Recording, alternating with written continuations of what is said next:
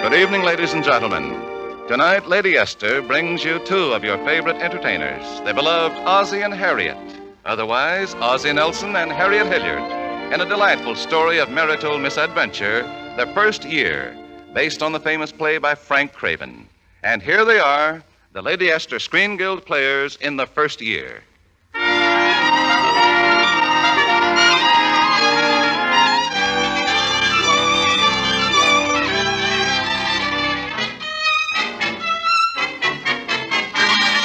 You know, even in a little town like Princeville, a girl is apt to have problems at times. Take pretty Grace Livingston, for example. Two young fellows proposed to her. First, Dick Loring. I've got a job with the railroad, Grace, construction engineer. And that's just the beginning. Baby, I'm telling you, I'm going right to the top. And then Tommy Talbot. You're so pretty, Grace, and sweet. And a good cook, too. And honest, you're the only girl I ever loved. And Grace is a fairly ambitious girl, so of course she marries Tommy Talbot. But womanlike, she makes one condition. Tommy, I want to get out of this deadly little town. I want to travel, go someplace else to live. I want to live excitingly among exciting people. I mean a big town that's really alive. Say a place like Joplin, Missouri. But Grace, I've got my real estate business here, and it's growing, too. I couldn't just lock the place up and move to Joplin. Grace, you're asking something impossible. So, naturally, about a year later, we find the young couple living in Joplin, Missouri. And living is just about all they're doing. You understand, Mr. Talbot, I don't like to press you. No, I must say you've been very reasonable. Look, how long have we been in that apartment? 11 months. And how many months do we owe? 10. Time certainly flies, doesn't it? But you see, I've been working on a deal for months now, and it's bound to go through almost any day. If it does, I could buy that whole apartment house. I'm sorry, I don't want to sell. I could show you a profit. No. Maybe 50%. Well... But, of course, you'd have to fix the roof and the plumbing. Not on your life. The roof is only 5 years old, and the plumbing's as good as the day it was... Hey, what is this? You haven't got any dough? Well, no, not right now, but if this deal goes through... Oh, excuse me, will you? Hello? Oh, hello, Mr. Barstow. Sure, anytime you say. Tonight? Oh, of course. Why don't you and your wife have dinner with us? Nonsense. Forget it. We're glad to have you. You bet. 601 North Elm. Right. Well, hear that, Mr. Pickering? That's him. That's my deal. He's ready to talk. I tell you, I'm in. He's coming to dinner. Excuse me, Mr. Talbot. Have you been married long? Oh, about a year. Why? Does your wife know she's having guests for dinner? No, I'm going to call her now. Oh, but don't you worry about my wife. Believe me, Grace will pitch right in and love it. Tommy,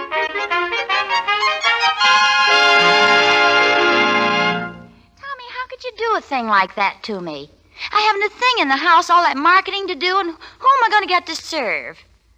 Well, yeah, I know, but... Oh, well, if it means so much. Yeah, I'll get somebody in. Yes, dear. Goodbye.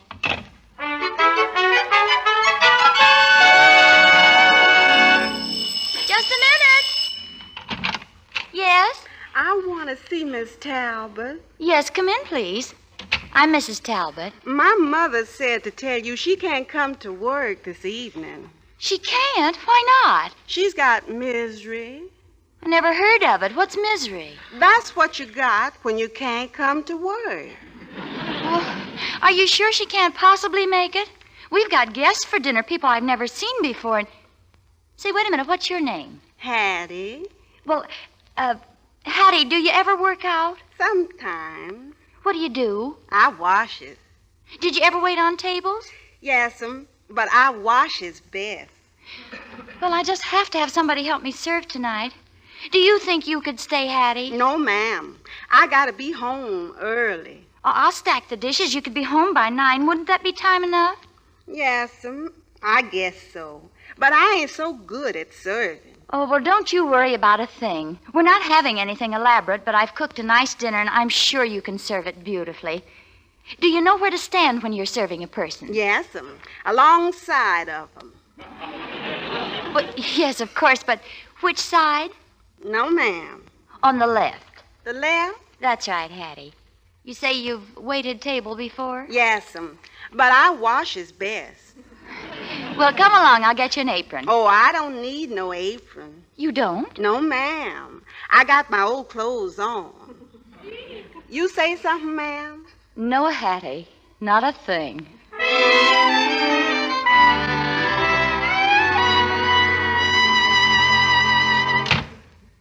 Hey, Grace, I'm home. I picked up some fruit to put in the... Gee, Grace, you haven't got the table set yet. It's after 7. I'm sorry. Margaret never showed up. Why not? She's got misery. What's misery? I don't know, except that it's supposed to love company, so I know I haven't got it. Well, who's going to do the serving? Margaret's daughter, Hattie. Oh, that's perfect. Your worries are over. Well, she isn't exactly a ball of fire, but she seems very willing. Miss Talbot, ma'am. In here, Hattie. Miss Talbot, I just got one vegetable dish. Here's the other one. It's part of my wedding present. You'll be careful with it, won't you, Hattie? Yes, ma'am. And, Hattie, did you seed the melons? Yes'm, I seed 'em. No. Hattie, I mean, did you take the seeds out? Oh, is you supposed to do that? Of course. But there's one of them melons is no good. No good? Well, Grace, how many did you get? 2. But, darling, there'll be 4 of us all together. Cut 2 melons in halves, and there should be enough if they're all right. Well, if they're all right, didn't you feel them? I felt so many melons, I began to feel back. Hattie, just take the one that's no good and give the best half to Mr. Talbot. I won't eat any. Yes, ma'am. I'll give him the best of the worst. If you excuse me, I think I'd better go clean up a little. Now, Hattie, you're sure you remember everything I told you, huh? Where to stand and what to serve first? Yes, ma'am. The soup. No, first the melon. Oh, that's right. I forget the melon. And then the soup. Roast chicken, the vegetables, and then the salad. And then after everything else... Yes, ma'am. You washes it down with the coffee. You know, I really believe you can do it. If you'll just remember. Yes, ma'am. My mother says I can do things right if I only wants to. Then please, Hattie, just this once, please want to a lot.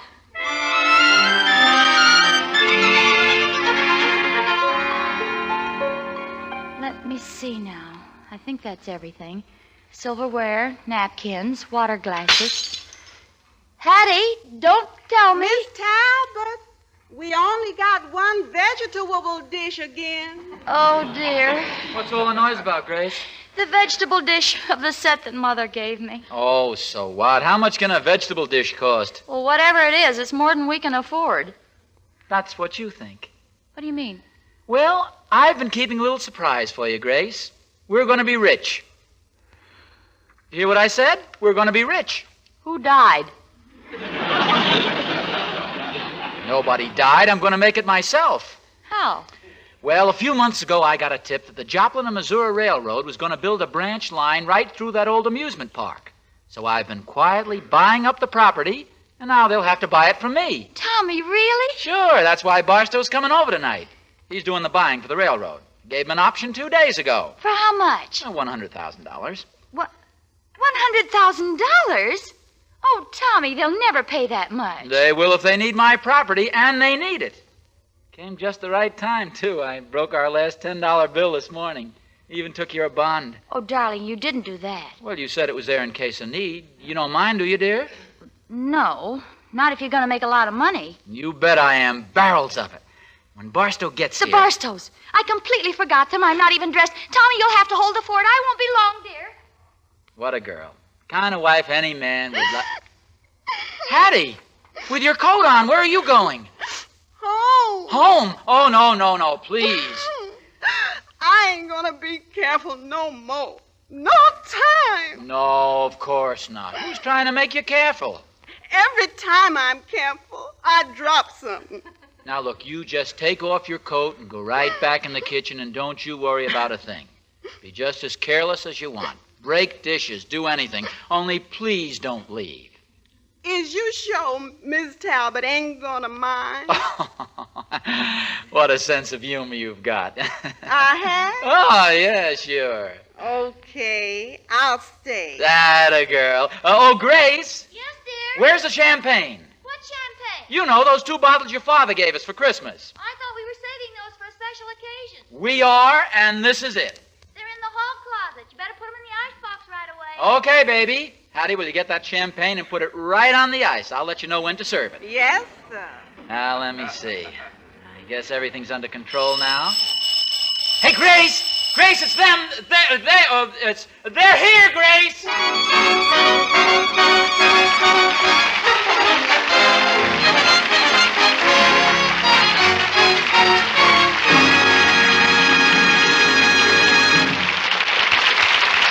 The second act of the Lady Esther Screen Guild show will follow in a moment. Now, a word from Lady Esther. Have you ever had this strange experience? You've gone to a party, and there you've met a woman who is very attractive, except for one little thing. Her dress and hair are stunning, but her skin looks tired, and that makes her look tired and too old. Why does her skin look tired? She has not cleansed it thoroughly enough to get rid of the stubborn, clinging, oily film, which clouds your skin and adds years to your looks. That tired, older look can be avoided if you will do this. Once a day, smooth on Lady Esther Four-Purpose Face Cream and wipe it off. Then immediately repeat this treatment. Again smooth on Lady Esther Face Cream and wipe it off. This is most important, because after you remove surface dirt and makeup, the second creaming gets after that stubborn, clouding, oily film. You'll not have to wait to see the difference. Before your own eyes, your skin does look fresher, radiantly clear, and younger. And you need the help of no other cream to do this.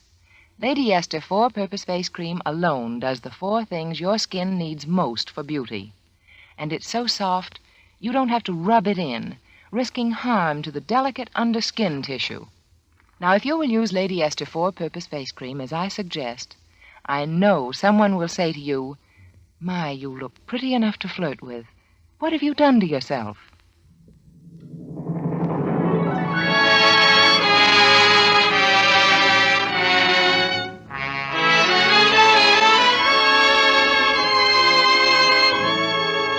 And now, Lady Esther presents the second act of the first year, starring Ozzie Nelson and Harriet Hilliard.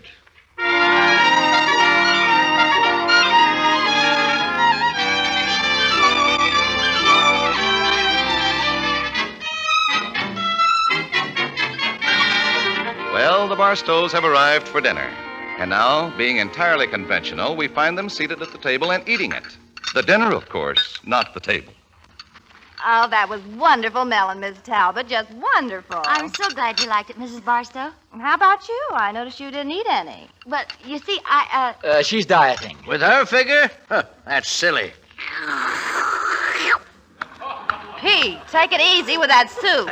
You'll drown yourself. Not a bad way to die. Believe me, Mrs. Talbot, home was never like this. where is your home, Mr. Barstow? Well, we park our furniture in Kansas City, but my work keeps us traveling all the time. Oh, that's what I've always wanted to do. I've told Grace she should have married a conductor. That's rich. Small joke. Just what do you do, Mr. Barstow? Oh, when the railroad needs some property, I buy it for them. Say, Kitty, isn't this soup delicious? Sounds all right to me. Mr. Barstow, is that what you're doing here, buying property? Yep. Say, Talbot, I might as well tell you now. I'm taking up that option. You are? Mm-hmm, and at your price. Tommy, say something. Gosh. You know, Barstow, I think you're stealing that property. If I hadn't liked you so much, I'd have held out. Now, who could that be? Well, that's funny. We didn't expect anybody. How could we? We don't know anybody. I'll go. Excuse me, folks. Yes? Why, Dick Loring. Hiya, Grace. Come in. Tommy, it's Dick Loring. Come on in, Dick. I want you to meet some friends. Mr. and Mrs. Barstow, this is Dick Loring. Oh, How howdy. do you do? Hello. Look, don't let me interrupt. Please go on with your dinner. Won't you join us, Dick? Oh, thanks. I had my dinner on the train. Just got in 20 minutes ago. Didn't lose much time getting up here, did you? No, I didn't, Tommy. How did you know where we lived? Grace's mother told me. I've been home for a week. Home. How's my family, Dick? Your mother's fine. Your dad's away. Oh, I don't mean that's why she's fine. He's attending some sort of doctor's convention. Mrs. Barstow, I'm sure you'll pardon us. It's so wonderful to have news from home. Oh, I know just how you feel, dear. You see, Dick was almost one of the family. That's right. Yeah, almost. Tommy. Tell me, Dick, where have you been? Oh, lots of places on lots of jobs. Arizona, Washington, British Columbia. Now the railroad sent me down here. Oh, you in the railroad business, young fella? Uh-huh, construction department. That's so. I'm with the Joplin in Missouri in the South. Oh, really? That's my road, too, as of tomorrow. I'm going to be assistant to Beckett. Of course. I've heard him talk about you. Said some mighty fine things. Oh, thanks. How have you been doing, Tommy? Oh, I'm making out all right. All right. Why, Dick, he's practically rich this very minute. Grace, I don't please, think I've it'd be a got good... to tell him, Tommy. You see, Tommy has a lot of land, and the railroad's buying it to build a new road. You mean that spur line out through Hillsboro? No, not Hillsboro. My land's in Ferndale. Hillsboro is 35 miles to the south. Yeah. That makes it sort of tough, doesn't it? What do you mean? I mean, it's too bad you didn't buy in Hillsboro. That's where the new line's going through. Ah, you're crazy. What do you know about it anyway? Well, not much. I'm just going to build it, that's all. Oh,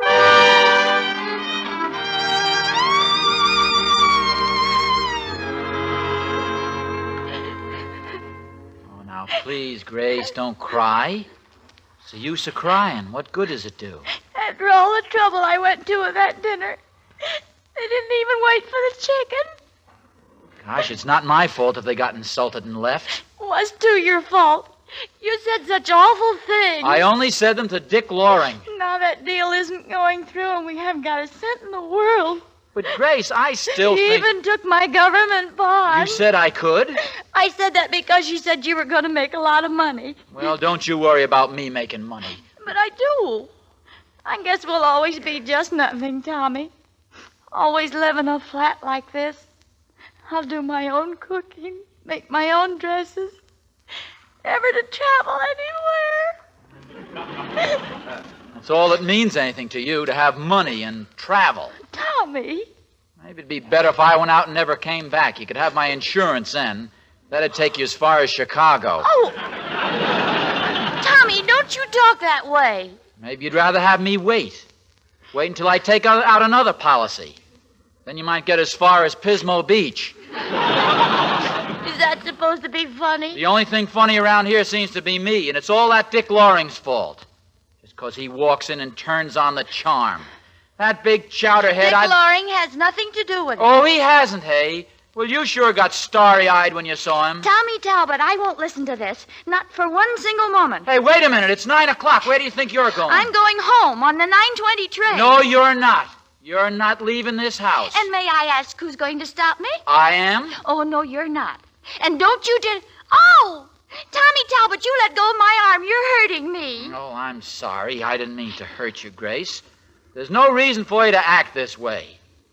Trouble is, you're just train crazy. You just can't stay still. I can't stay still.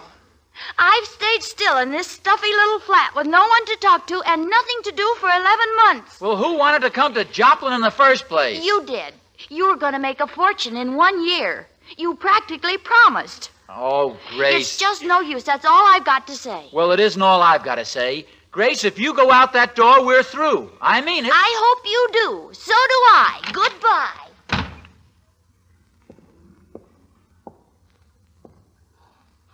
Come on, who do you think you're kidding, Grace? I know you're standing right outside the door. Thought I'd come rushing out after you, huh? Well, I fooled you. You know, I ought to teach you a good lesson and lock the door and leave you standing out there a couple of hours. But I'll let you in on one condition. That you say you're sorry. Is that a bargain? Is it, Grace? Grace? Grace? Grace! She's really gone. All right. Just let her go. She'll be back soon enough. She'll be crawling here on her... Excuse me, Mr. Talbot. I was just wondering, when do you want me to serve the champagne? Champagne? Yes, of course. Right now, Hattie. Both bottles. Yes, sir. Coming right up. And Hattie. Yes, sir. Never mind the chaser. I'm drinking it straight.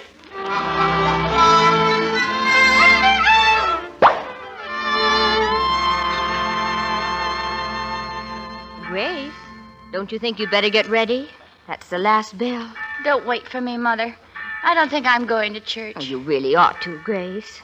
I mean, you've been home for 3 days now, just moping around the house, not going anywhere or seeing anyone. What'll folks think? I can't help what they think. Besides, I've got a letter to write. To Tommy? Yes. Grace, dear, you and Tommy haven't had any trouble, have you? I mean, if there's anything you'd like Why to must tell you me? keep on asking me questions? I'm home and that's that, and it's nobody's business. Well, what's all the shouting for? Dad! Myron, when did you get back? Just now. Train was 10 minutes late. Oh, Dad. Dad, I'm so glad to see you. I'm so happy. Wait a minute now. It isn't like my little girl to cry. Hey, what's it all about? Come on now, whisper it in my ear. Dad, You mean that? Why, Gracie, that's wonderful. So wonderful she has to cry? Oh, now, Mother, you know how Gracie is. It sure is good to be home again. Myron, I expected you on Friday. Wasn't that doctor's convention over? Yes, but I stopped off to make a little visit in Joplin. Joplin, did you see Tommy? Oh, yeah. Was he all right? Well, fair to middling. When I got there, he was in the hospital. The hospital? What for? Well, his chart was a little confusing. Seems the diagnosis was bruises and bumps. Oh, Father. Oh, it was nothing really serious. The janitor said something about him trying to drink a bottle of champagne while falling down the stairs. He'll be all right in a few days. Oh, dear, I've got to get packed. I've got to go to him no matter what. What do you mean, no matter what? Well, not now, Mother. I'm in a hurry. Dad can probably tell you all about it. About what? About my leaving Tommy. What's the station number? Grace, you mean to say you quarreled? We didn't quarrel. We fought. Oh, dear, now he may be dying. Lying there in the hospital without a penny to his name. Oh, I wouldn't say that. Of course he's got a penny. Yeah. And a lot more. Seems he closed some kind of a deal with the railroad. He did? Took him for $125,000. And what did he find? Fine time you picked to leave him. Grace, I'll go up and pack your bag. Don't bother. I'm not going. Why not? Well, I can't go back now. He'd think it was just on account of the money. But, Grace, that's silly. I think you should... Now, Emmy, you just let her make up her own mind. Never can tell. If she won't go to Tommy, maybe he'll come to her. Now, come along, Mother. I could do with a cup of coffee. All right, Myron, but I don't understand what any... I won't go back. I couldn't. I just... Hey, Grace. Yes? Grace, I've got to talk to you. Oh, it's you, Dick. I didn't know you were home. Oh, I got in last night. I guess you know I lost my job with the railroad. No, I didn't. Kind of that business about the spur line. Wasn't my fault. How should I know they were keeping the location secret on purpose? It's going through Ferndale after all? Yeah, and look, you know how people always talk. If you'd just ask Tommy to sort of keep it quiet. Dick, Tommy and I have separated. No fooling? Why? Oh, a lot of reasons. You're just one of them. Me? Uh-huh. I think Tommy was jealous. Well, I can't blame him for being jealous of you, Grace. It's too bad he didn't know how to handle the situation.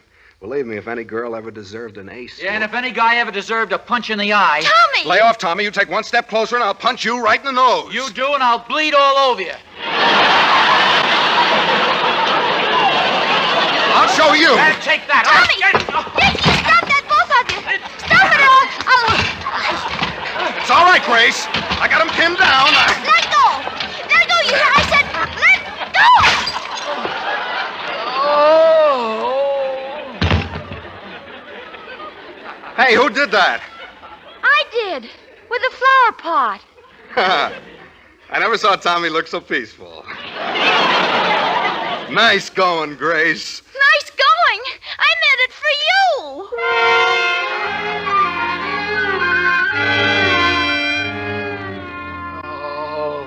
All right, boys. Steady now. Steady. Oh, Doc. Where's Dick Loring? Gone. He's coming back? No, he's gone. Are you sure? Positive.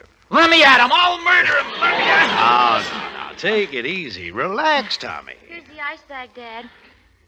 Tommy, does it hurt? I've been hurt so much lately, I don't mind anymore. I'm sorry. I I didn't mean... Grace, will you get some water and a cloth? Yes, Dad. Tommy, you shouldn't talk to her that way. She feels pretty bad. Well, I don't feel exactly great. You were all wrong about my coming back with you, Doc. I should have stayed right there and... The cloth in the water, Dad. Oh, thanks, my dear. Now, if you'll just hold Tommy's head. Thank you, I can hold my own head. Naturally. It's so light, there's nothing in it. Is that so? Well, I don't happen to be as stupid as some think, I'm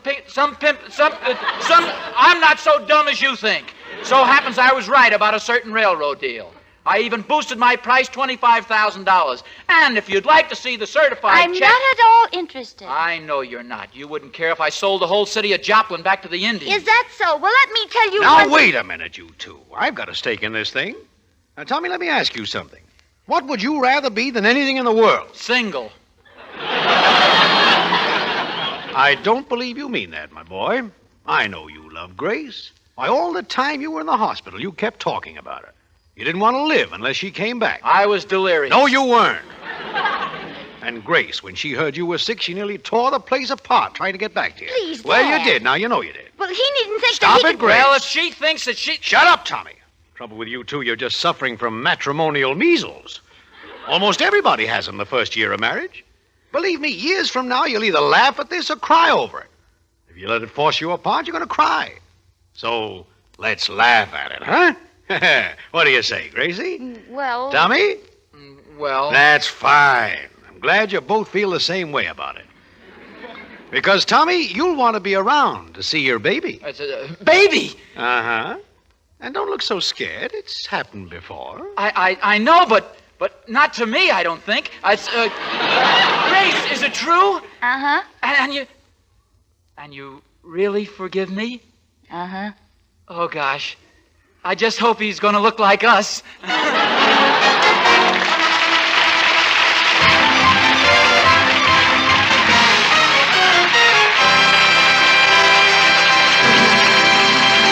Thank you, Ozzie and Harriet, for your superb performances in tonight's play. We enjoyed every minute of it.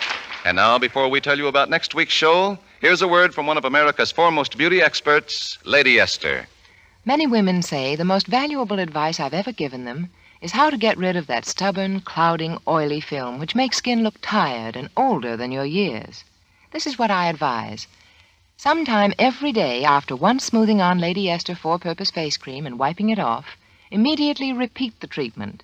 The first time removes makeup and surface dirt. The important second time gets after clinging, stubborn, oily film that clouds your skin.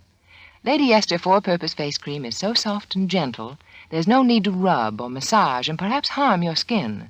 The cream does the work, not your fingers. And in a matter of minutes, you've given your skin the 4 things it needs most for beauty. Yes, this one cream first thoroughly cleans the skin. Second, softens the skin. Third, helps nature refine the pores. And fourth, leaves a smooth, perfect base for powder. Of course, if you are completely satisfied with your present skin care, don't change. But if you're not, doesn't it seem a good idea to try what I've suggested? You won't have to wait weeks or even hours to see results. No, at once you will see with your own eyes the clearer, younger look of your skin. A radiant, younger-looking you. Next week, the Lady Esther Screen Guild players will present Blind Alley. It will star Edward G. Robinson, Isabel Jewell, and Broderick Crawford. Be sure to listen. The first year was produced and directed for Lady Esther by Bill Lawrence, adapted by Harry Cronman, and presented through the courtesy of 20th Century Fox, producers of Darrell F. Zanuck's The Razor's Edge.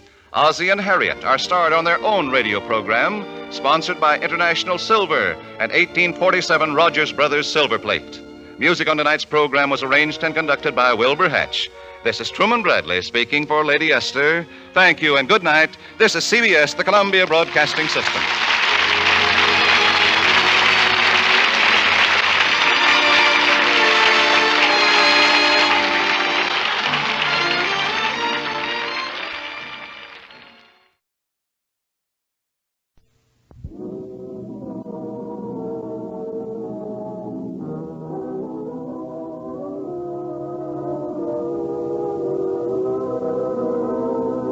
Ladies and gentlemen, Tonight, Lady Esther presents the Screen Guild players and James Warwick's stirring and thrilling study of a killer's psychology, Blind Alley. It stars Edward G. Robinson as Professor Shelby, Roderick Crawford as Hal Wilson the killer, Isabel Jewell as his girlfriend, and Frank Albertson as Fred Landis. The Lady Esther Screen Guild players in Blind Alley.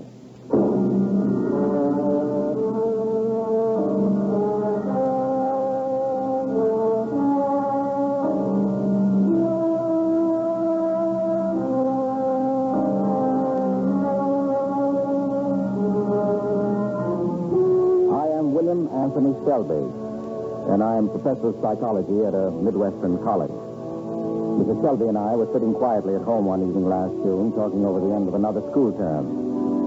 The nurse, whom we have for our little boy, was upstairs putting him to bed. Suddenly, there was a noise from the front hall. Listen, Will. Was he at the front door? Yes, Mary, it did sound like it. I'll see what... Just stay right where you are, mister. What? I dare you walk in here. Take it easy, lady. What are you doing here? Stand over there, mister. Take a look in the other room, Maisie. Okay, Hal. Pull them window shades, Buck. Yeah. Hey, look here. Who are you? My name's Wilson, Hal Wilson. Oh, Wilson. The notorious gunman?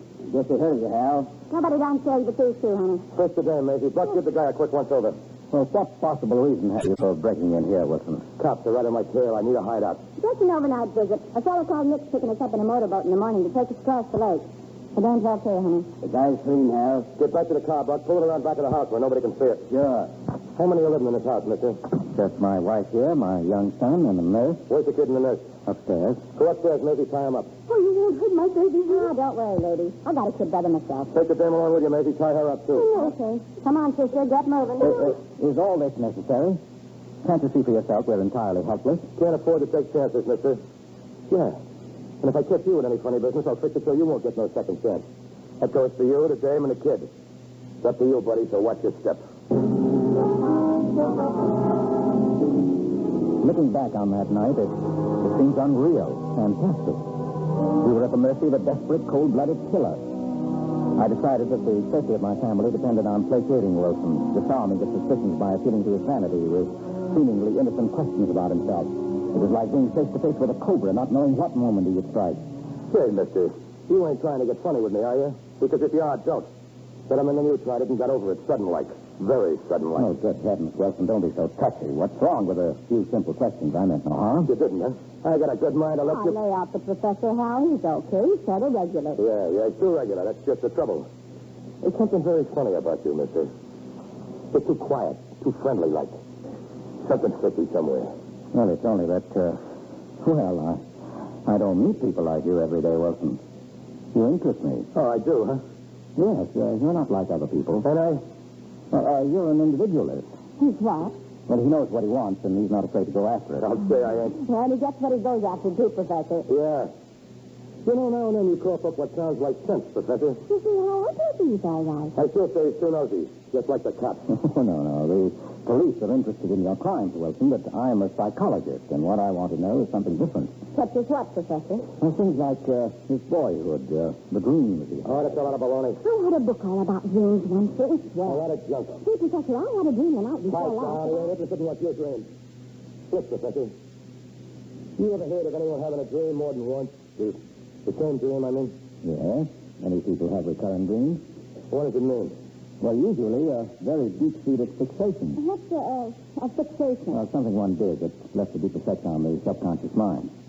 You see, Wilson, we all have two minds. Yeah? They're the conscious and subconscious. It's in dreams and instinctive feelings that the subconscious comes out. Yeah, gee, Doc, I could sit and listen to you talk all night. Yes, it is interesting, isn't it? So other people get them too, huh? Yeah. You know, Professor, I've had a dream. I've been dreaming ever since I was a kid. Well, tell me about it. Well, you see, it's... no, why talk about it? Well, why not? Perhaps I can help you. I don't trust you, mister. You don't trust anyone, do you? I ain't never found anyone I could trust.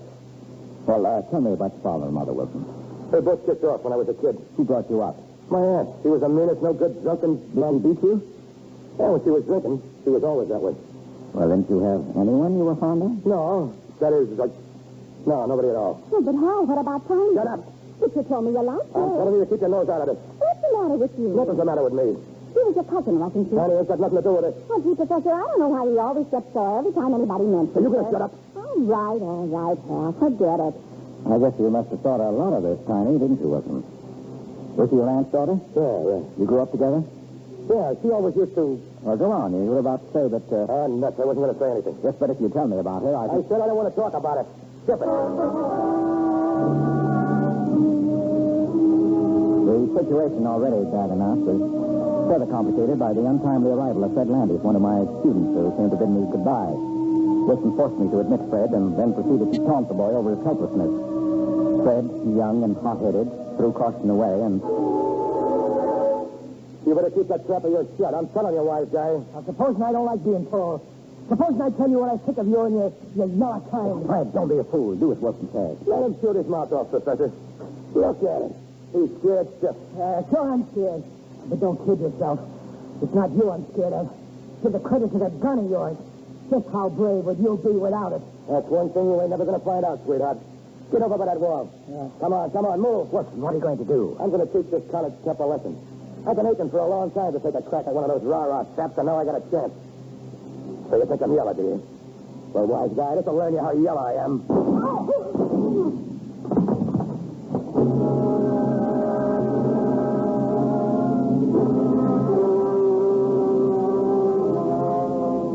When Wilson shot and critically wounded that defenseless boy, while I stood helplessly by and then refused to let him send for a doctor, I determined on a desperate chance to destroy the gangster by putting the one weapon at my command, my knowledge of psychology, words against his grim gun. For the 4 long hours that followed, I plagued Wilson with questions in a ceaseless effort to gain his confidence and break down his mental defenses. In some measure, I succeeded because the next morning, the girl Maisie came down the stairs worried and angry. Say, Professor, what are you doing to Hal anyway? When he got through talking to you last night, he was ringing and shaking like a leaf. Well, I'm only trying to help Hal, Maisie. No, don't make me laugh. Why should you want to help him? I said there was something fishy about you, and there is. Now I'm getting wise to you. Your Aunt Hal's getting wise to you, too. And if you don't want to end up on a marble slab, well, you lay off that screwy talk of yours. Come on, sister. Get on downstairs. What's the idea, Hal? What are you bringing the nurse down here for? He can take care of the door and the phone. Hey, remember what I told you, sister? Yes. Nobody's home. Doctor and Mrs. Selby went out of town and won't be back until tonight. That's good. And Peter, you don't forget. Oh, Professor, how'd you like spending the night in handcuffs? I didn't sleep much, Wilson. Neither did I, so we're even. What kept you awake? Nothing you had to say, You mister. gotta stop listening to him, Hal. He can spill more things in 5 minutes to make a guy sick. Oh, promise me you won't pay no attention to what he He says. ain't putting nothing over on me. I know what he's trying to do. Do you, Wilson? Yeah. I got a hunch you're trying to get me all balled up, so I won't know where I'm at. I told him you was wise to him, Hal. Something tells me to drill you right now. Well, I keep on letting you talk. Why? Because you know down deep these things worry you, and you've got no one else to turn to but me. Oh, yeah? Let's get out of here. Stop worrying, will you? I ain't afraid of this guy and his talk. Now get upstairs and keep an eye on the dame and the kid. Go on, get Oh, on. all right. Honey, the sooner we get out of here, the better. Well, you're in bad shape, Wilson. Nuts. Did you know you're suffering from paranoia? What's that? Well, we'll say, for instance, you're driving a car. You can see the road, trees, automobiles, houses, just like anyone else. But then sometimes you become aware of another thing, something you can't see but can feel. I don't know what you're talking about. Oh, yes, you do. It drives you into going faster and faster and follows. No. You can't take it off. You can't get rid of it. It's always just behind. No. And then... No, it's a lie. It's a lie. Who told you that? Who's been talking about me? All right, it's a lie. But if it's a lie, why bother about it? Sit down. Don't get excited. What do you want to talk that way for? It won't get you no place with me, you know. No, perhaps not. No. How'd you know that about me? It is always behind you, isn't it, Wilson? Yeah. Yeah, I just as I look back on it, I know there's nothing there before I look. Well, don't go away. It almost drives me nuts. It kind of moves, huh? How? I don't know. Sort of like it was swinging. Yeah. Well, that's the same impression you get from that pillar of stone in your dream, isn't it? As though it were high and swinging, as though it were always just about to crush you. Yeah. In the dream, it's like I was running like blazes, but I couldn't get away from it. Yes, does this feeling, this danger, seem to come from any specific source connected with a man or a woman? I don't know. Have you ever had a feeling that is an almost instinctive sensation that something horrible, something in the shape of a girl or a woman is about to swing on your shoulders from behind and above you? Don't stop. Have you? Yeah. Is it always a girl? Yeah. I don't know. What makes me forget? When I think about it, I don't know. Well, yes or no, as the case may be, is your instinctive reaction answer. And then your conscious brain goes to work and you lose it. Listen, what's that noise? Jump it. It's only your girlfriend, maybe, coming down the stairs. Oh. What do you want me? Well, the missus and the kid are safe. I found a big room in the attic that can be locked up from the outside, and I figured that Hey, where's that nurse? What's that? The nurse. Oh, she's gone. Gone. You mean Oh, she... snap out of it, Hal. She's made a getaway. Yeah, just go out. Quick, out the back way, Mister. Get Buck. Don't shoot unless you have to. I'm going out the front as soon as I tie this guy up. Okay, Hal. Listen to me, mister. If that nurse gets away, I'm going to get that kid of yours down here and let him have it. Then your wife, and then you. So get that great mind of yours working and figure out a way around that one.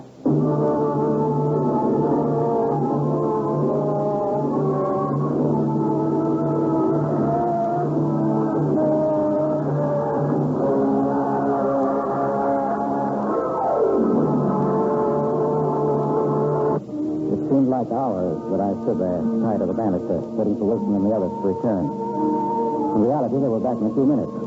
Buck and Wilson had caught the nurse before she had been able to give the alarm. Moaning and sobbing, she'd taken upstairs. Maisie stayed behind to give me a word of warning. Now get this, Professor, and get it straight. This was your fault. And from now on, you lay off all that talk you've been hand in hand. Now, why don't you let Hal speak for himself? Well, because he ain't wise, that's why. He gets himself in jams sometimes, and I have to look after him. I'm kind of crazy about him, see?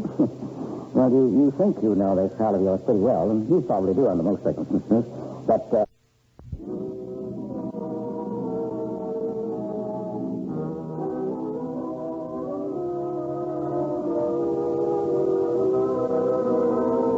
evening, ladies and gentlemen.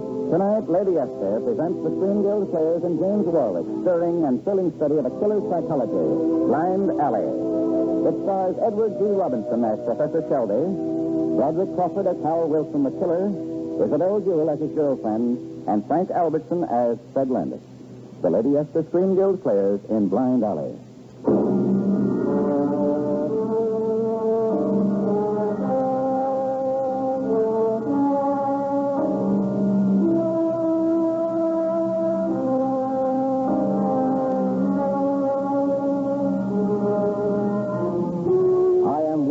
Anthony Shelby, and I am professor of psychology at a Midwestern college. Mrs. Shelby and I were sitting quietly at home one evening last June, talking over the end of another school term. The nurse, whom we have for our little boy, was upstairs putting him to bed.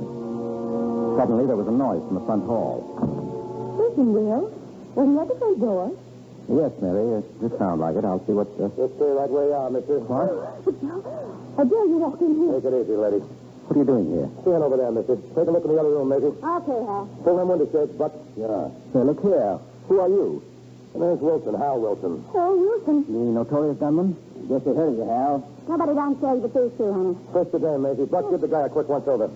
Well, what possible reason have you for breaking in here, Wilson? Cops are right on my tail. I need a hideout. Just an overnight visit. A fellow called Nick's picking us up in a motorboat in the morning to take us across the lake.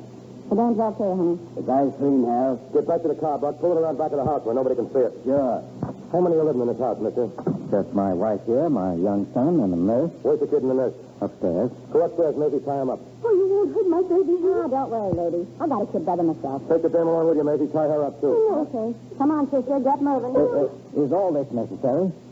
Can't you see for yourself we're entirely helpless? Can't afford to take chances, mister. Yeah. And if I catch you in any funny business, I'll fix it so you won't get no second chance. That goes for you, the dame, and the kid. It's up to you, buddy, so watch your step.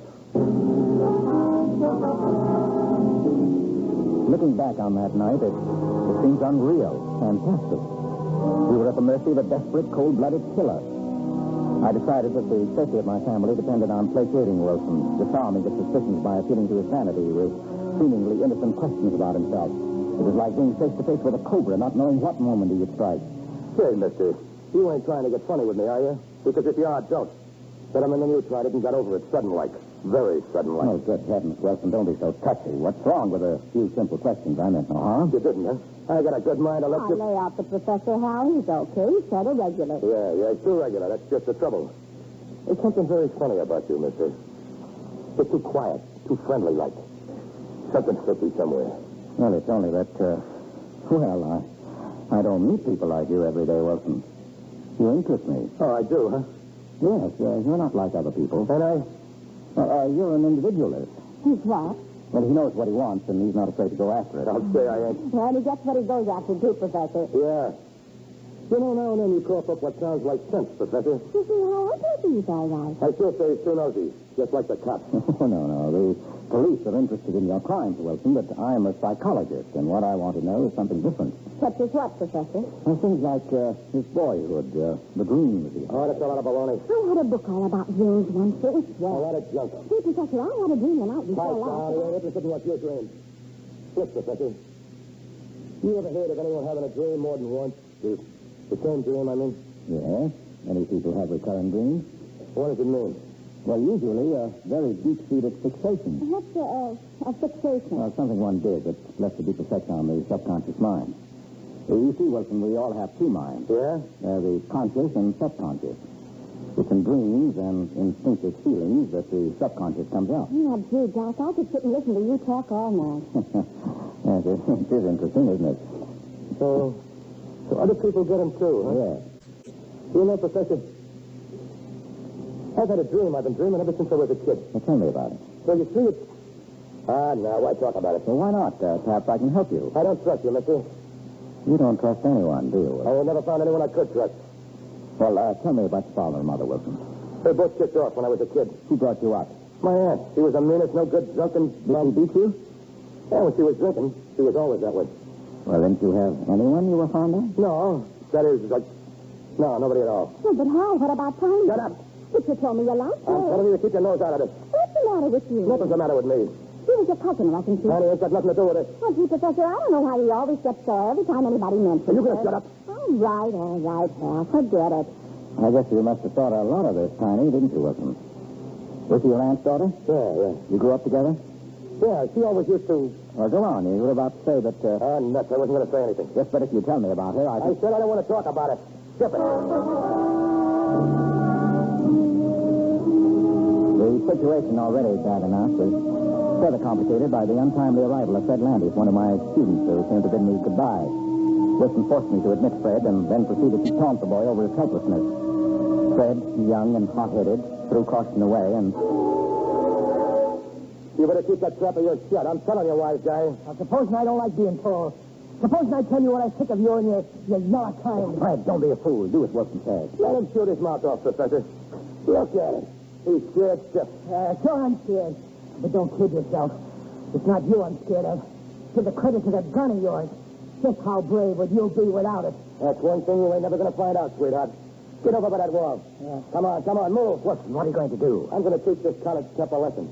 I've been aching for a long time to take a crack at one of those rah-rah saps, and now I got a chance. So you think I'm yellow, do you? Well, wise guy, this'll learn you how yellow I am.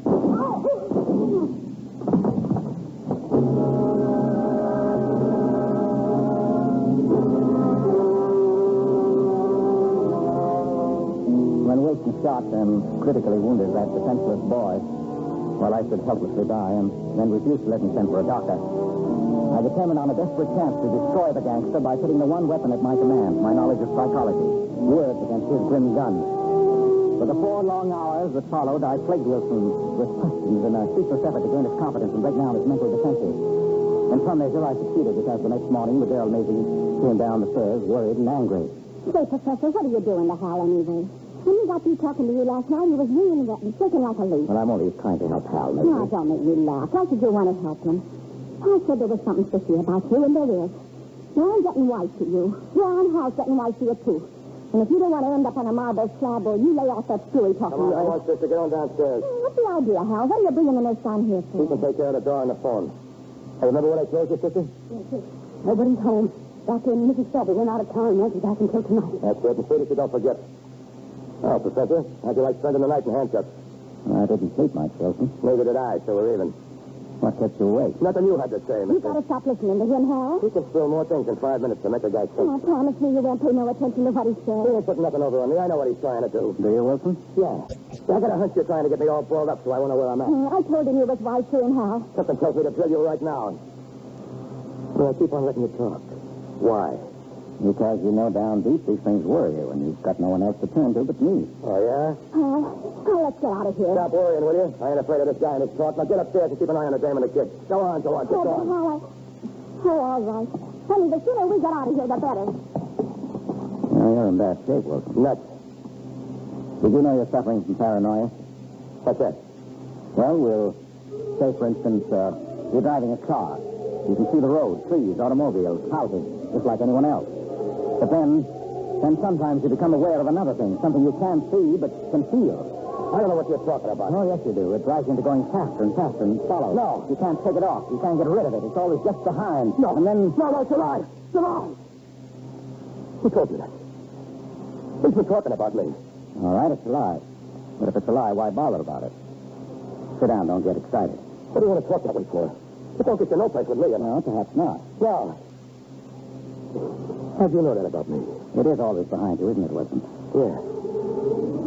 Yeah, just as I look back on it, I know there's nothing there before I look. Well, don't go away. It almost drives me nuts. It kind of moves, huh? How? I don't know.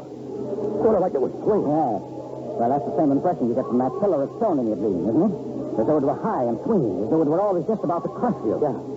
In the dream, it's like I was running like blazes, but I couldn't get away from it. Yes, does this feeling, this danger, seem to come from any specific source connected with a man or a woman? I don't know. Have you ever had a feeling that is an almost instinctive sensation that something horrible, something in the shape of a girl or a woman, is about to swing on your shoulders from behind and above you? Don't stop. Have you? Yeah. Is it always a girl? Yeah. I don't know. What makes me forget? When I think about it, I don't know. Well, yes or no, as the case may be, is your instinctive reaction answer. And then your conscious brain goes to work and you lose it. Listen, what's that noise? You jumped it. It's only your girlfriend maybe coming down the stairs. Oh. What do you want me to do? Well, the missus and the kid are safe. I found a big room in the attic that can be locked up from the outside, and I figured that Hey, where's that nurse? What's that? The nurse. Oh, she's gone. Gone. You mean Oh, she... snap out of it, Hal. She's made a getaway. Yeah, just go out quick. Out the back way, Major. Get Buck. Don't shoot unless you have to. I'm going out the front as soon as I tie this guy up. Quickly, Hal. Listen to me, mister. If that nurse gets away, I'm going to get that kid of yours down here and let him have it. Then your wife, and then you. So get that great mind of yours working and figure out a way around that one.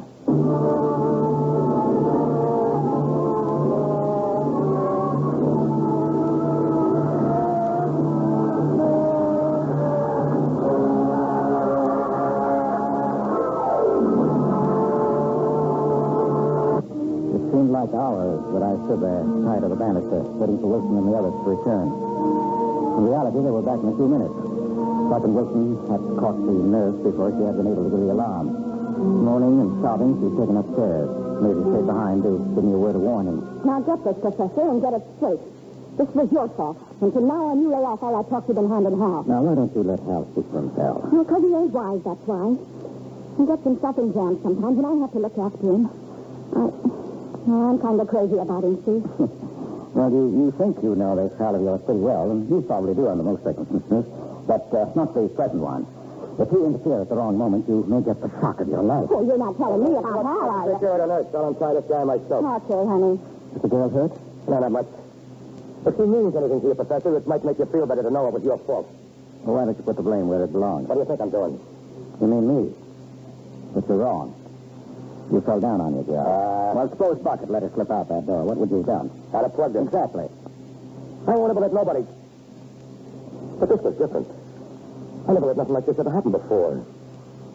I'll take good care it never happens again, mister. Yes, but it will happen again. It must happen again and again as long as that something follows you and drives you into going faster and faster till you can't think, until nothing matters except that horrible thing swinging behind you, always just behind you. Swinging, swinging. It's a lie. It's a dirty, rotten lie. Hey, why don't you say something? You had to hit me, didn't you, Wilson? You know why? You're scared. Scared? I've never been scared in my life. Well, that's not true. Don't call me a liar. I don't take that from nobody. Well, I'm sorry. You better be. But if you're not afraid of anything, what are you trying to escape from? What do you mean? Well, you're like a man running down a blind alley in the dark. Suppose I am. Well, what are you going to do when you reach the end, the place where you can't go any further? I'm going to shoot? Keep on shooting. Well, don't delude yourself. What do you mean? You're on the run now. You can't stop to think. You have to depend entirely on your instinctive reaction. Sooner or later, that's going to fail, and when it goes, you're not going to wind up in any blaze of guns and glory. You're going to crack up. Crack up? You mean I'll... Yes, quick, Wilson. The cop, right behind you. Well, what? What are you trying to do? Get the sucker out of me? No. I'm merely trying to show you what I mean. You had a mental picture of a cop in that window, and your reaction was automatic. You whirled around, gun in hand. Sure I did. Yes, but suppose there had really been a cop there, and when you turned, ready to shoot, the cop suddenly became someone else. Someone else? Yes, Buck or Maisie or Tiny, for instance. Huh? That would be a nice mess, wouldn't it? You pull your gun on a cop and he suddenly turns into Tiny. You couldn't shoot him then, but in that split second, the cop could shoot you. And he would, Wilson. Johnson, how could a cop turn into Tiny? Yes, it does sound foolish, doesn't it? But it's not. Your brain has been doing things to you. Lots of things you don't understand. Why did you beat that nurse so badly? Because she run out. I wanted to teach her a lesson. No, Wilson, that wasn't it. Who did you see when you looked at her and started to hit her? What do you mean? I saw the nurse. I didn't see nobody but the nurse. Hal, I'm getting worried about Nick. Whom did you see, Wilson? Answer me. You let Hal alone. Now, you let him alone, dear. Answer me, Wilson. Whom did you see? Don't answer him, Hal. Don't pay no attention to what he says. You beat that nurse because she looked like your cousin Tiny. No, it's a lie. It's a lie. You gotta stop hounding at him. Oh, honey, look at me and don't listen to him. Keep away from me. Let me alone. But I want to help you, honey. Can't you see he's driving you nuts? Oh, keep quiet, Maisie, or I won't answer for the consequences. You can't scare me, mister. Hal, you gotta come away with me. Hal, what's the matter? What are you looking at me like that for? When you come back, you couldn't stay away. Hal, what's the matter? It's me. It's Maisie. You're Tiny. That's who you are. Tiny, you dirty double-crossing little... Hal, stop. You know what you're saying. I'll fix you so you won't come back no more. Hal, don't. Oh, please, Hal. It's me. It's Maisie. With my gun. Wilson. I'll give it to you, too. Now, listen to me, Wilson. Listen to me, I say. I'm not going against you. I'm trying to help you. Put that gun down. Put it down, I say. Here, what was you shooting? Anything wrong? No, an accident, Buck. Come on, pull yourself together, Wilson. You hear me? You understand what I'm saying? It's Maisie. She's dead, Hal. What? Did you want to knock her off for? Then knock her off. Knock who off? Maisie. Oh, her. She had it coming. Ain't got nothing to do with you, Buck. Get back to the car and stay there till Nick comes. You hear me? Okay, Hal, okay. You better show up in a minute now. She looks quiet, don't she? She was a nice kid. As good as you'd hope to find.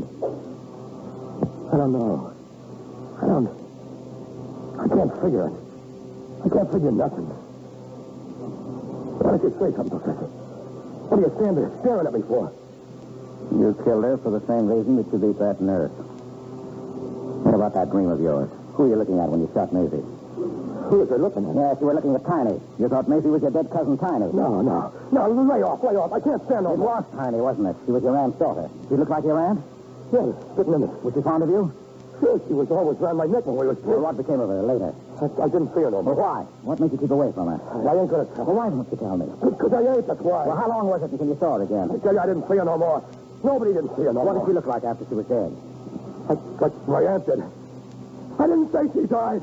She ain't dead. She ain't, I tell you. Well, how did you kill her? I ain't gonna tell no. Why not? You're ashamed of it, aren't you? You were always ashamed of it. You pushed it away from you and forgot it, didn't you? But I'll tell you how it was. Don't do it. I won't listen. I didn't kill her. I didn't. Yes, you did. I'm going to make you tell me. I'm going to drag it out of your subconscious and make you look at it. Don't you remember how it was? No, I don't remember. I don't want to remember. Don't make me. I don't want to. You used to beat Tiny often, didn't you? How did you know that? Yes, but she loved you anyway. You used to beat her up because she looked like your aunt, and you hated your aunt. And when you beat her up, you used to think about your aunt, didn't you? Tiny would then seem to become your It's a aunt. lie. Don't talk about it. It's a lie. It's a lie. You used to dream about murdering your aunt, didn't you? No, don't. Yes, you dreamed and dreamed about it until it was almost a fact. And then you tried to make it a fact by killing Tiny. Now, how did you kill her? Come on, how did you do it? I don't know. Leave me alone. All right, I'll tell you then. What about this dream of yours? You choked her, didn't you? You hit her on the head, and then you choked her to death. Didn't you? Didn't you? All right, Doctor. You're right. I knocked her out. Then I strung her up by her neck to a beam.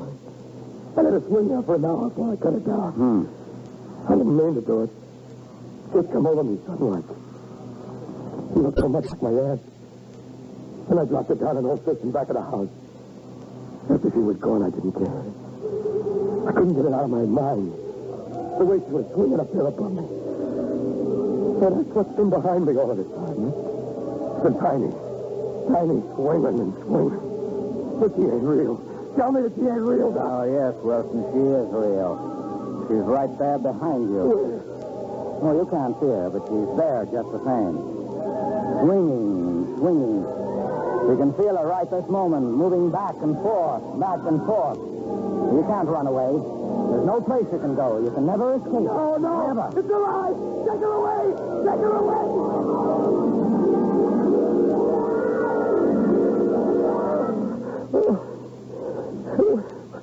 What do you do with me? Why do you tell me this if it don't do no good? Yes, but it does do good. For that reason, I've done it. You were a menace to society, Wilson. Now you're finished. You came in here last night to escape the law, but you have to stay and listen to me while I drew you a mental picture of yourself. And that picture of yourself is the unbalanced mess you really are. And that is the big shot you've always imagined yourself. Has destroyed you. Just as surely as though I'd blown your brains out. Why, you dirty double-crossing. Well, go ahead, Wilson. Try to kill me. Well? You can't even shoot now, can you? I've been telling you the truth, and you know it. I've been holding up a mirror of your life. Take a look in that mirror, Wilson. Maisie is in there, and Tiny. Tiny, you look like your aunt. Your aunt, and you hate it. Look, Wilson. Yeah. Yeah, that's why I killed Tiny. She looked like my aunt, and I hated her. No, I didn't. I loved Tiny. I loved her, but I killed her. I love Maisie. I killed her, too. Yes. One by one, you've destroyed all the things you set store by. You're alone now, Wilson. All alone. Yeah, I know, but it wasn't my fault. I never had a chance. They drove me, haunted me. Fella's got a right to fight for his life, ain't he? Yes, but not to go against the whole structure of society the way you have. Now you know what you've done and why, and you can never escape that knowledge. You're finished, Wilson. You know that now, don't you? Hal, Nick here with the boat. Come on, let's see it. You and Nick, get going. Why, ain't you coming with us? Get out. Do you hear me? Get out! Okay, Hal, I'm going. Well, why didn't you go, Wilson? It was your right. Just then, no place for me to go. Here's my gun, Doc. Go on, take it. I got it coming. You won't? No, Wilson. It's your problem now. You'll have to work it out yourself. I guess I can take it. Go on, Doc.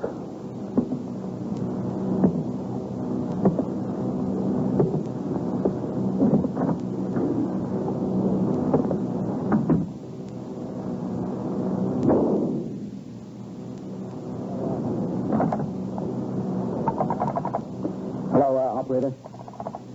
Operator, let me have the police. Hello, this is Professor Shelby. Will you come out right away? What? It's a suicide case. Carl Wilson is dead. Yes, thank you. I'll be waiting. Lord. I feel like a murderer myself.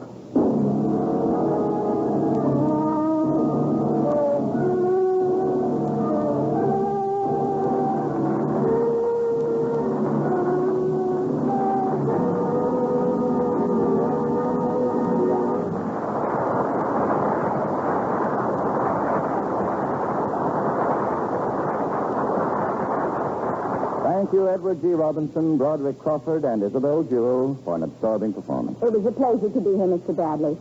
We know how much this radio program contributes to the Motion Picture Relief Fund and its country house. And we all feel it's a great privilege to share in that work.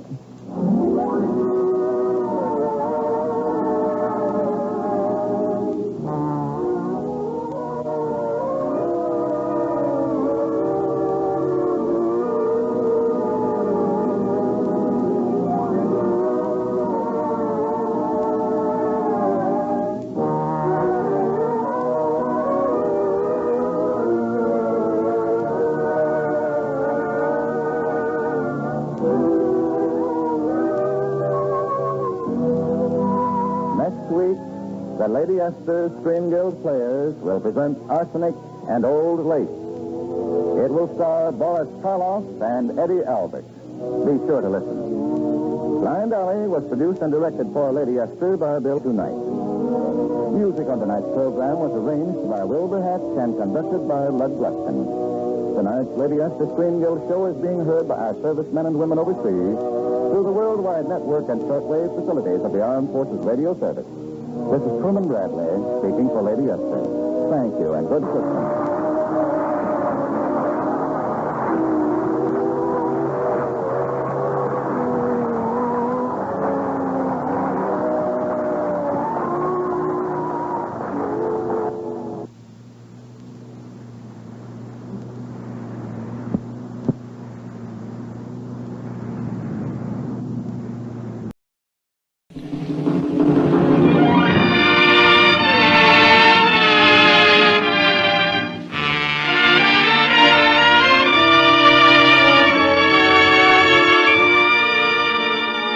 Good evening, ladies and gentlemen. Tonight, Lady Esther has the pleasure of bringing you one of the famous hits of our generation, Joseph Kesselring's Arsenic and Old Lace, originally produced on Broadway by Russell Crouse and Howard Lindsay. It stars Boris Karloff from the original cast and one of Hollywood's most popular young actors, Eddie Albert. And here they are, appearing with the Lady Esther Screen Guild Players in Arsenic and Old Lace.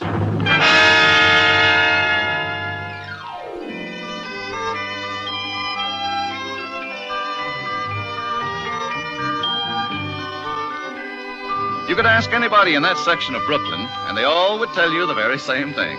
The neighbors, the minister, Dr. Harper, even O'Hara, the cop on the beat. You mean them two old Brewster sisters? Why, there ain't two sweeter little ladies in the world. Too bad, though, about that nephew of theirs. Too bad. He's sort of... Charge! Charge! Follow me, men! Up San Juan Hill after Teddy Roosevelt! See what I mean? But the Brewster sisters have another nephew, Mortimer. He's dramatic critic on a New York paper. And he's always considered himself quite sane until tonight. Aunt Abby, Aunt Martha, I have news for you. I'm going to marry Elaine Harper. Oh, Mortimer, how nice. Our minister's daughter. Really, Mortimer, we ought to celebrate. Not tonight, darlings. I've got to pick up Elaine and get back to town. Have to cover a play tonight. Well, I do hope it's something you like for once. What's the name of it, dear? Murder Will Out. I'll bet I can write the review without even seeing it. I always said you were talented, dear. Same old tripe. When the curtain goes up, first thing you see is a dead body. Well, maybe you won't actually see it. It'll be hidden somewhere, like in this window seat. Then someone will come on, walk in sort of casually, lift the cover up of the window seat like this, and...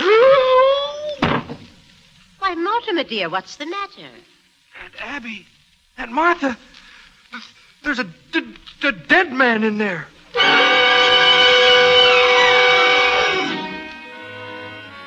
Now, look, aunties, let me say it again slowly. There's a body in the window seat. Yes, dear, we know. You know? Well, of course. Honestly, I never thought Teddy would ever get... Listen, you were planning to send him to that sanitarium, Happydale? Yes, dear, it's all arranged. Elaine's father brought the papers over this afternoon. Here they are, all ready for Teddy to sign. Well, he's got to sign them right away. Tonight. If they ever found out he's killed a man, they'll... Oh, Teddy didn't do that. He did? He didn't? Now, Mortimer, just forget about it. Forget you even saw the gentleman. Forget? We never dreamed you'd peek. But who is he? His name is Hoskins. Adam Hoskins. That's all I really know about him. Except that he's a Methodist. Yes, but what's he doing here? What happened to him? He died. Aunt Martha, men don't just get into window seats and die. No, Mortimer. He died first. Well, how? Oh, Mortimer, don't be so inquisitive. The gentleman died because he drank some wine with poison in it. Elderberry wine. How did the poison get in the wine? Oh, we put it in the wine because it's less noticeable. When it's in tea, it has a distinct odor. You put it in the wine? Yes, and we put Mr. Hoskins in the window seat because Elaine's father was coming to tea. Then you knew what you'd done. You didn't want Dr. Harper to see the body. Well, not at tea. That wouldn't have been very nice. Now, Mortimer, dear, you can forget all about it. Teddy's down in Panama right now. Panama? You know, the cellar. He always calls the cellar Panama. And the steps over there are San Juan Hill. He's down in Panama now, digging the lock. You mean you're going to bury Mr. Hoskins in the cellar? Of course, dear. That's what we did with the others. Well, I don't think you should... Others? The other gentleman. Wait a minute. Let me get this straight. When you say others, do you mean others? More than one? Others? Yes, this is 11, isn't it, Abby? No, dear, this makes 12.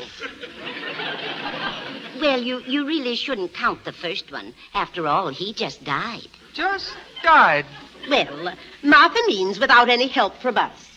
Mr. Midgley was his name. He was a Baptist. And he came here looking for a room. It was right after you moved to New York, Mortimer. It didn't seem right to leave that lovely room empty with so many people needing it, so we advertised that Mr. Midgley applied.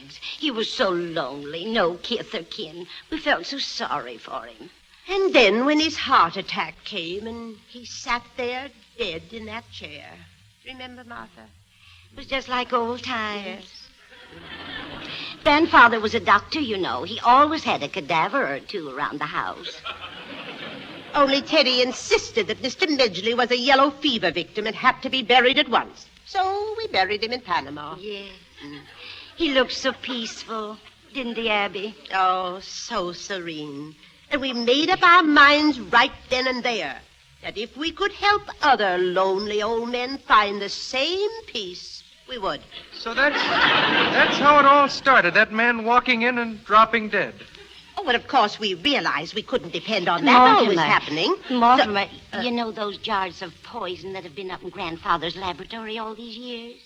And your Aunt Martha has such a knack for mixing things. Well, dear, for a gallon of elderberry wine, I take 1 teaspoonful of arsenic and then add half a teaspoonful of strychnine and then just a pinch of cyanide. Should have quite a kick. Oh, yes. As a matter of fact, one of our gentlemen found time to say, how delicious. Look, Andes, I don't know how to explain it to you, but you can't do things like this. It's against the law. It's not a nice thing to do. Well, this has developed into a very bad habit. Mortimer, we don't stop you from doing things you like to do. Why should you interfere with us? Because Listen, I've got to rush into town and cover that play. Do a lot of things. There's not a minute to spare. Are you sure you haven't time for dinner? I'm going to try a new recipe. Thanks. I couldn't eat a thing.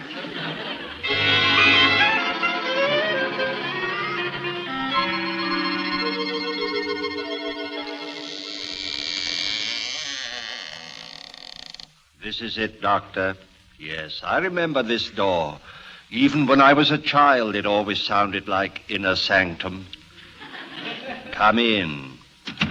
Oh, Johnny, it is dark in here. That means the family still live here. The Brewsters were always sparing with lights. Is that so? Hey, who turns on the lights? I did. Who are you? Yes, what are you gentlemen doing here? Why, Aunt Abby, Aunt Martha, it's Jonathan. You get out of here. But I'm Jonathan, your nephew, Jonathan. Oh, no, you're not. You're nothing like Jonathan, so don't pretend you are. But I am. I'm Jonathan. And this is Dr. Einstein. Abby, his voice does sound like Jonathan's. But his face...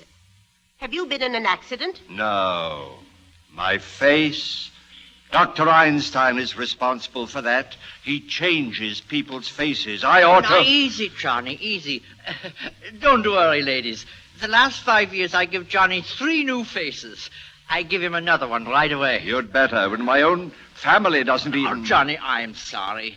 I saw that horror picture just before I operated, and I was a little drunk. But anyway, now you are home. Ladies, how often he tells me about Brooklyn, about his house, about his aunts that he loves so much. Oh, please, you must know him.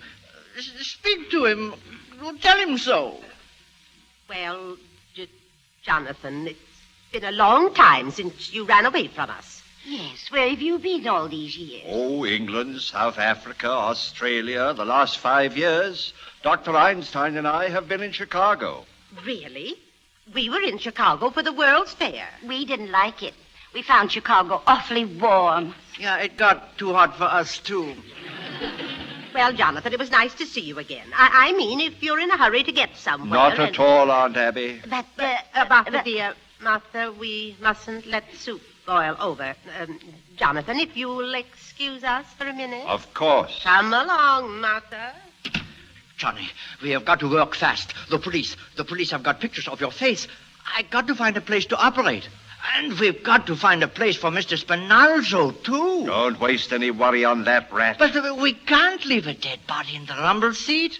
Oh, you shouldn't have killed him, Johnny. He was a nice fellow. He gives us a lift, and what happens? He said I looked like Boris Karloff.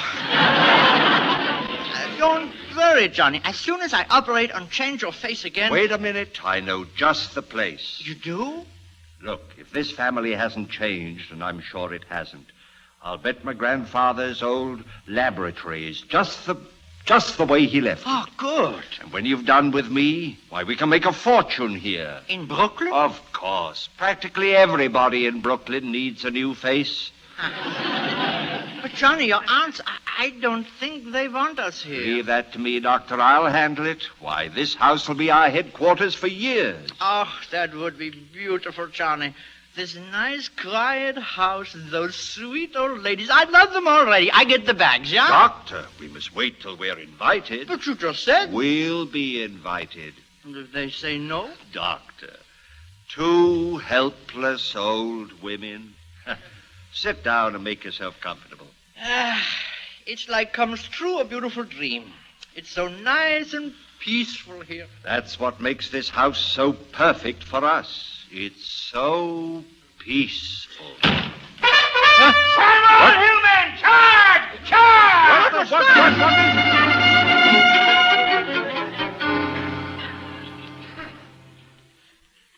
I must say, my dear aunts, it was very kind of you to invite the doctor and myself to dinner. We didn't really invite you, Jonathan. You invited yourself. Well, it just shows you I feel at home already. I'm sure I'm going to like it here. Like it here? You mean you're going to stay? Oh, hadn't I told you? Now, Jonathan, you needn't think you're going to stay. Abby, the dinner dishes. Shouldn't we get started on them, dear? Huh? Oh, yes, of course. Jonathan, we'll speak to you later. Johnny, just now that Teddy takes me down the cellar, and what do you think I find? What? The Panama Canal. The Panama Canal. Listen. He digs a hole down there, just the right size for Mr. Spinalzo. Say, that's an idea. What a joke on my aunts to bury a body in their cellar. But how are we going to get him in? Get him in through those French windows. We can hide him in the window seat. The window seat? It's perfect for a corpse. Why, when I was a youngster, I used to hide there myself. Then, a little later on, when my aunts have gone to bed, we'll take him down and bury him. But suppose they come in here and find us. My dear doctor, you don't understand. My aunts are doing the dinner dishes. They'll be in the kitchen for quite some time. Oh, they will? Yes, they've always kept a very neat home. Shall we go?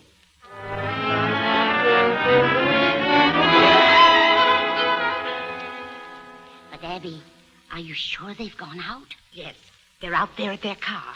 Besides, we've got to get Mr. Hoskins out of this window seat. Yes, poor dear. He can't be very comfortable. And when Mortimer gets back, he'll take care of Jonathan. There'll be an awful row. They've never liked each other. Martha, I will not invite Jonathan to Mr. Hoskins' services. Abby, dear, we better hurry. Yes, let's see if Teddy is still in the cellar. Teddy, are you down there in Panama? Who dares call the president by his first name? Mr. President, we've got another gentleman. Is he dead? A yellow fever victim. Teddy, I'm afraid you'll have to hurry.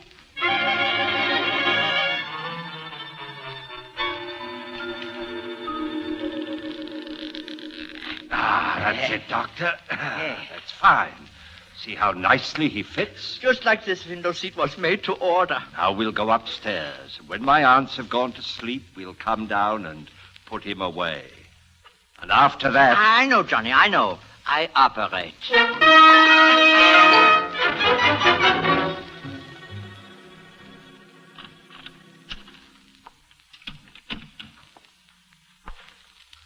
Well, everything seems quiet enough.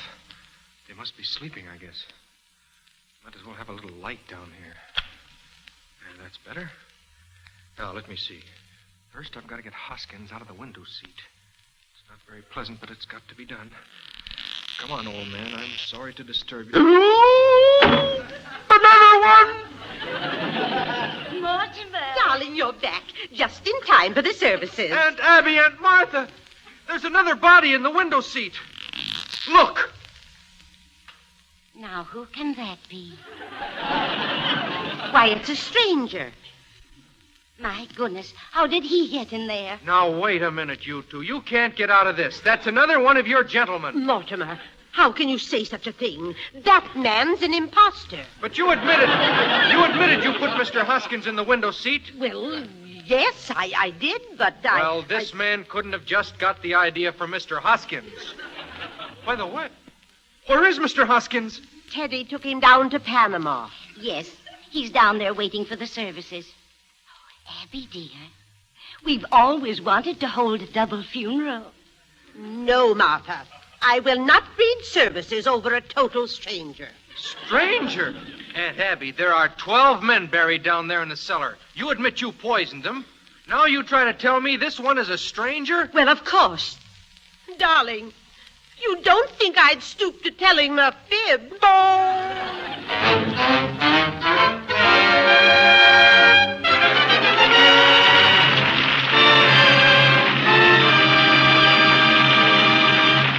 The second act of the Lady Esther Screen Guild play will follow in a moment. Now, a word from Lady Esther. When was the last time you really saw another woman give your skin one of those admiring looks? A little envious, because it was so fresh and clear and young-looking. When your skin does not have that clear, fresh, young look, skin specialists tell me it's usually because of an oily, stubborn film, which clouds the skin, makes it look tired and older. The thing to do is just this. Smooth on Lady Esther four-purpose face cream and then wipe it off. Then, the important part, at least once a day, repeat this treatment immediately. Again smooth on Lady Esther four-purpose face cream and again wipe it off. The first time removes surface makeup and dirt, but it's the important second time which gets after that clinging, clouding, oily film. And immediately your skin looks cleaner, fresher, clearer, and far younger than you can possibly expect. Yes, immediately you will see and feel a big difference, because each time you use it, Lady Esther four-purpose face cream does the 4 things your skin needs most for beauty. And it's so gentle and soft, you don't have to massage and rub at your skin. My cream itself does the work, not your fingers. And it needs no help from any other cream. Try this with Lady Esther four-purpose face cream. Sure as you do, someone will say to you, "Why, I've never seen you look so rested, so fresh and young. You know, you look like a young girl in love."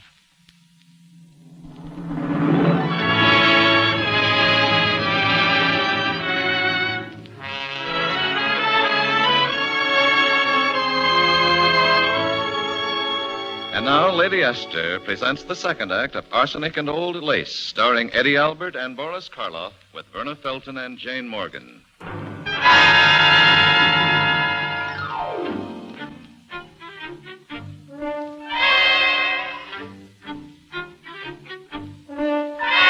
Well, Mortimer thinks he's going crazy until his brother Jonathan walks in.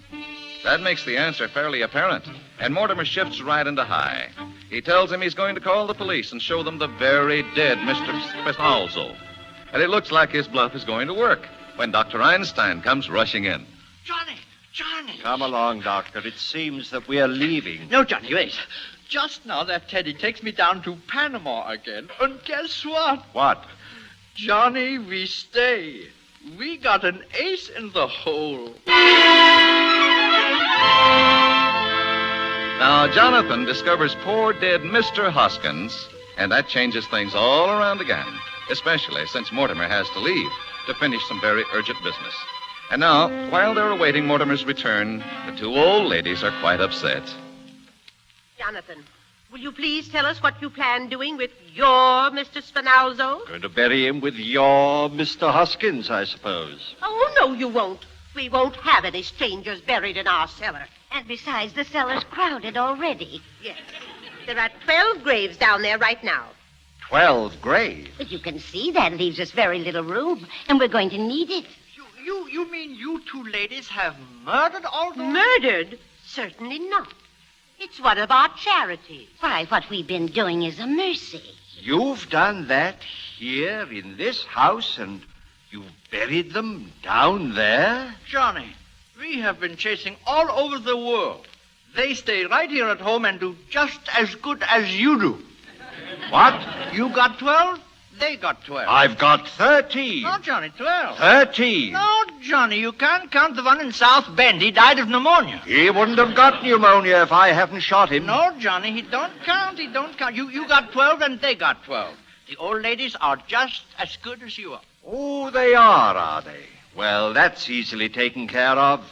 All I need is one more, that's all. Just one more. Well, here I am.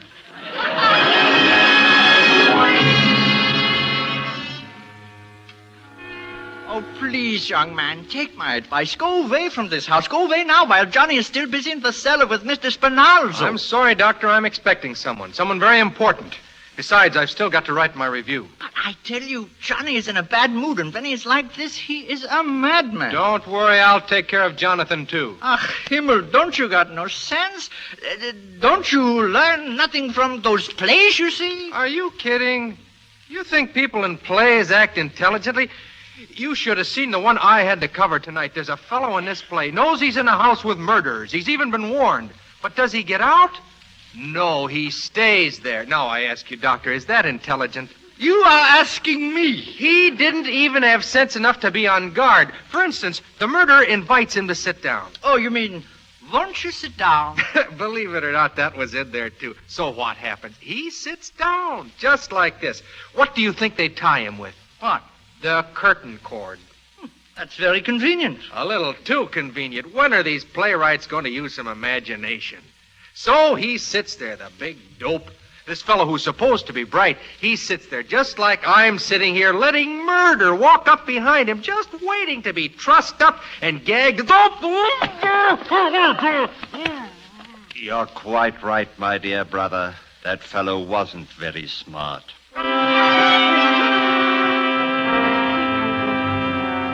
Well, he seems to be gagged and tied quite well. All right, Doctor. We go to work. Please, Johnny, first I need a drink. There's some wine here. Oh, yes, the elderberry wine. By all means. I pour you one, too. Oh, how I need this. Please, Doctor, your manners. Not without a toast. To my dear, dead brother. Charge! Charge! Ah, Himmel! That idiot. He goes next. You hear me? He's next. No. Oh, no, Johnny, not Teddy. We'll get to him later. Come on. We've got to work fast. Hey, what is this? It's the cops. Listen, that Teddy's got to quit blowing his horn. We promised the neighbors. All right, officer. We'll speak to him. I better talk to him myself. Where's the lights? That's better. I'll go up to his room and Hey, ain't that Mr. Mortimer? Yes, it is. What's he doing tied up like that? Well, he was explaining the play he saw tonight. That's what happened to the fellow in the play. No kidding? Well, I wouldn't want to interfere. Hey, O'Hara! Oh, hiya, Brophy. How's the prowl car business? Kind of warm. Lieutenant Steven. Did he get you on the radio? Yeah, he says he got so many complaints from the neighbors, you'd think they dropped an atom bomb on Flatbush Avenue. He says we got to take Teddy and... Hey, what's that guy trussed up like that? Oh, that's Mr. Mortimer. He's playing.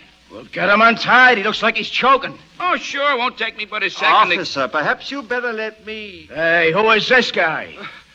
That's my brother. And you'd better stick around because he... Don't listen to him, officer. He's dangerous. Huh? That's why we had to tie him up. He's the lowest kind of person in the whole world. A dramatic critic? And my two aunts. You think they're sweet, charming old ladies, do you? Well, there are 13 bodies buried in their cellar. Listen, you be careful what you say about your aunts. They happen to be friends of ours. Hey, Brophy, can you imagine with a puss like his? Why, he looks just like Boris Karloff. Why, you... Hey, wait a minute. Lay off. Hey, Brophy, help me. Let go, you. What's the idea? You hear me? I said let go. There. Gotta take care of him for a while. What was biting him? Choking me like that? I don't know. When you said he looked like it... Hey, wait a minute. This guy is wanted. You sure? Sure. Don't you ever read True Detective? He escaped from an asylum. Well, that's the way he was described. He looked like Karloff. Is there a reward? Yeah. Help me lug him out to the car. But how about the bodies in the cellar? Bodies in the cellar?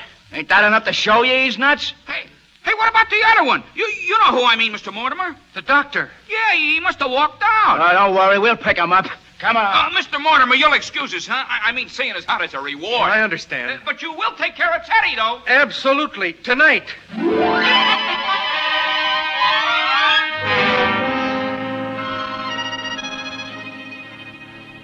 Aunt Martha, Aunt Abby, I know it's very late, but you see, Mr. Witherspoon came all the way over here. He's the superintendent of Happydale, you know. He is? How nice. Yes, and all the papers have been signed, and he's going to take Teddy with him tonight. Really, Mr. Witherspoon? Well, that was my understanding. Mortimer, does Teddy know?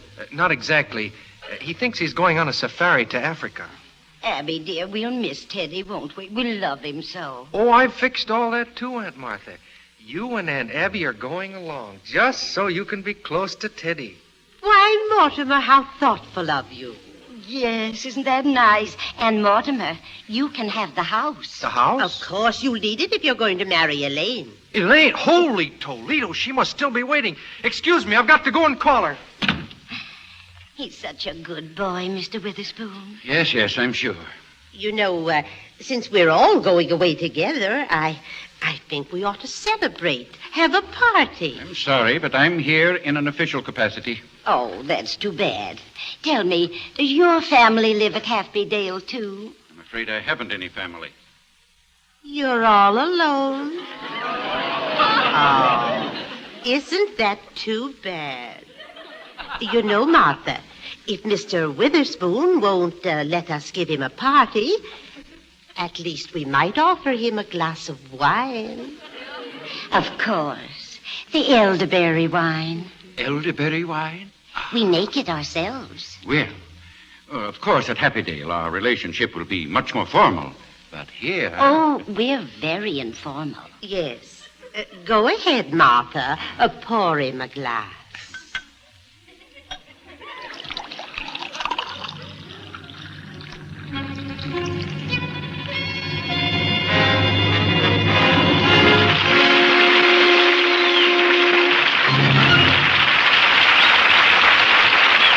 On behalf of the Motion Picture Relief Fund, thank you, Boris Karloff, Eddie Albert, Jane Morgan, and Verna Felton for your delightful performances. And now, before we tell you about next week's show, here's a word from one of America's best-known beauty authorities, Lady Esther. Have you ever had this tragic little experience? You've gone someplace feeling wonderfully well and gay and happy. And then you see yourself in a mirror, and you suddenly realize your skin looks tired. And you look older than you are. This happens far too often to many women who never quite get rid of a clinging, oily film which clouds their skin and makes it look tired. When you remove that clouding film, you see a tremendous difference. Once each day, smooth on Lady Esther 4-Purpose Face Cream, and then wipe it off. Now, the important part, immediately repeat this treatment. The first time removes only surface soil and makeup. The second application gets after that clinging, clouding film. Immediately, your skin feels smoother and softer, and your own eyes see the new tone and color, the fresh, clear, younger look. Because Lady Esther 4-Purpose Face Cream, by itself, not only thoroughly cleanses your skin, it also softens your skin, helps nature refine the pores, and leaves a perfect base for powder. It needs no help from any other cream. Do try Lady Esther 4-Purpose Face Cream the way I suggested a moment ago. Look carefully at your skin before you do, and then look at it after the treatment. I'm certain the difference you see will make you very happy. Next week, the Lady Esther Screen Guild Players will present Love Letters. It will star Loretta Young and Rex Harrison. Be sure to listen. Arsenic and Old Lace was produced and directed for Lady Esther by Bill Lawrence, adapted by Harry Cronman, and was presented through the courtesy of Warner Brothers, producers of Deception starring Bette Davis. Boris Karloff will soon be seen in the Cecil B. DeMille Paramount production Unconquered. Eddie Albert can now be seen in the Republic picture Rendezvous with Annie. Music on tonight's program was arranged and conducted by Wilbur Hatch. This is Truman Bradley speaking for Lady Esther. Thank you and good night. This is CBS, the Columbia Broadcasting System.